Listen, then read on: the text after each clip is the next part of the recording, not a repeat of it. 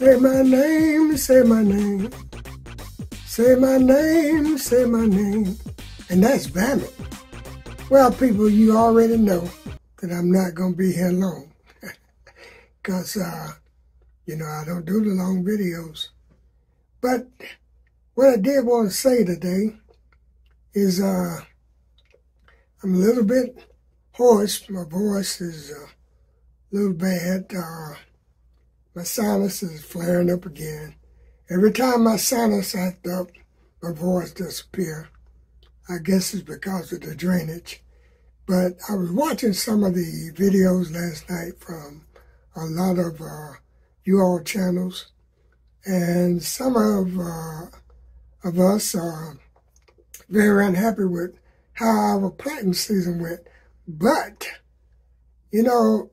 climate is changing everywhere, and you really got to know your zones. You got to know what you can pretty much plant, because the weather is unpredictable. If we knew what the weather was going to be, then we could have a big, nice harvest every year. But I try to plant what I know that is best in my area. So what I did is we have planted a lot of okra, corn, crowder peas, stuff of this nature that we know will grow in South Carolina weather. Now, there's a lot of stuff that we can't grow in upper South Carolina that they can grow in the lower South Carolina. But, this is one thing that I always tell people, to do your research, because everybody don't have the same growing season.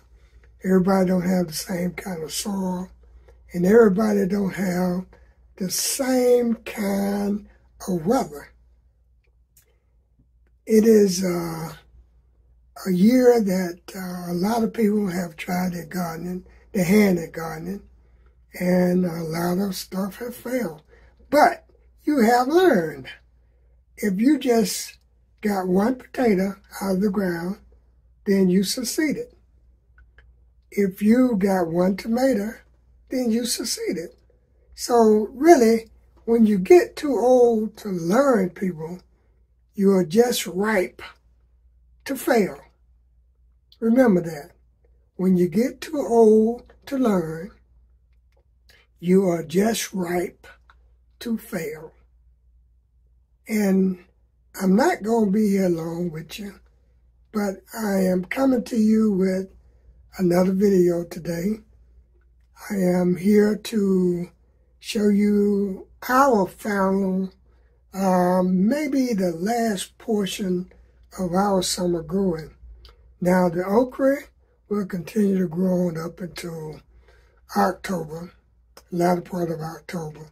But once the frost hit, then the okra will be gone.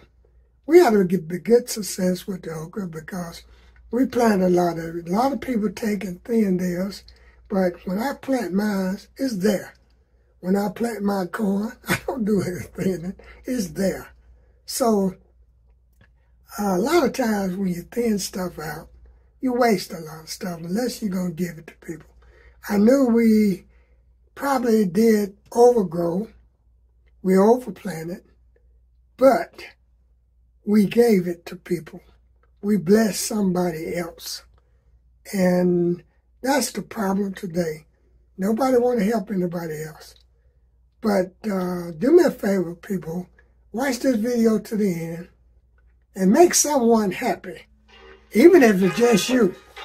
And thank you so very much. And that'll be the Vamit. Let me catch this phone of mine ringing. Well, family, that's about the last of the corn. We're getting ready to pull the rest of it now. Maybe we might get maybe 10 more ears off of here. But that's about it for the corn. But we still got plenty of okra growing. Got plenty of okra. And I hope we have it all the way until the fall, or at least about the last of September. But as you see now, the crowder peas are plentiful, and I can't get any help shelling these crowded peas. Fran want me to shell all of them, but we're gonna see if we can't work something out where she and I can just compromise somehow or another. But as you see, the new okra is putting on more okra, more blooms, and it's about time to cut this. My cousin came over today and he cut the other side of the old okra. He picked almost 4 pounds, so he says he's good for right now, but he'd be glad to come back anytime it's free. He said he'll be right here. But anyway, I just wanted to show you a little bit about what's going on.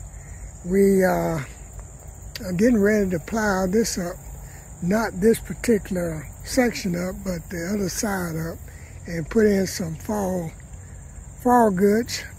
Stopped by the feed store a few minutes ago and checked out what they had seed-wise. Want to put in some greens. Most definitely gonna replant some more Georgia collards. Definitely gonna plant some more of those. But we're just gonna put them in a different place, whereas the critters won't be eating them up. We got another 2 spots that we use that are well fenced and well populated, so that pretty much keep them down a little bit. But we'll be back just in a little bit. Well, people, like I was telling you earlier, we're about to wrap up the summer crops in this particular zone, upstate South Carolina, 7B. You can't grow year-round, not summer crop. But we are getting ready to put in some winter stuff. We're getting ready to put in some greens and some other stuff that we'll be eating on, and canning, Fran will be canning. But this is our harvest for the day. We decided to go ahead and cut some more of those sugar midgets, the watermelons, and we had 1 cantaloupe left in the patch, so I just got it, picked it up, and it just come right off the vine, so I know it's got to be ready. But anyway, the corn is tizzling out, and probably get about another 5 or 10 years off it, as I just said before. But we'll be keeping up and letting you know exactly what we're doing out here in the garden. But right now, we're going to take these sugar midgets and see if they are as sweet as that other one that you saw on that short. But be blessed, stay healthy, and we'll be back.